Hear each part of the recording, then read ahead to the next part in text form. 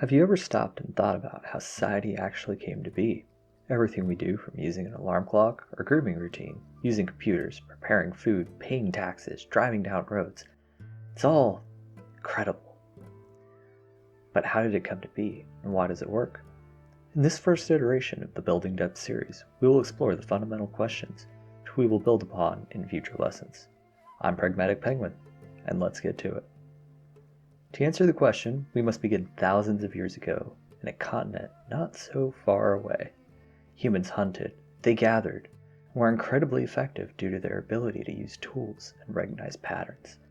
Another uncanny ability these impressive creatures had was the ability to articulate vocally and differentiate sounds at that frequency. This ability allowed them to eventually form language, the most sophisticated communication medium in the known world. Another trait critical to humans is that they are generally rational, and that they act in their own self-interest. This self-interest was primarily applied to the goal of survival. Consequently, pleasure and pain, as well as most physiological responses, are tied to the goal of survival. So let's stop for a minute and consider ourselves a human in this age. We have language, we have tools that we make for ourselves, and we want to survive. And we know we are doing this well when we experience pleasure and poorly when we experience pain. We experience constant insecurity from constantly having to hunt and forage for food.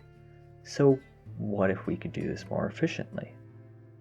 Let's say it takes 3 humans to hunt a bear, which can feed them for a week before spoiling, whereas individually they could only capture rabbits and small games, which can feed them once. This is an example of non-zero sumness, where the sum of a collective effort is greater than each of its parts, since each gains more than they gave. A rational and intelligent being is going to team up with the other 2 humans and enjoy being food secure for the next week alongside their 2 comrades. This just makes sense. They can now focus their energy on making better traps, or trade hunting tips with their fellow humans, or reproduction, or finding sweet treats, other activities that bring them pleasure that aren't completely necessary to survival, but make it something worth doing. Now, what if they could make more decisions, which results in non-zero sum rewards?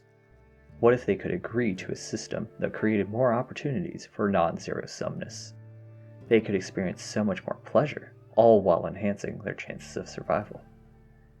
Now, what do you think?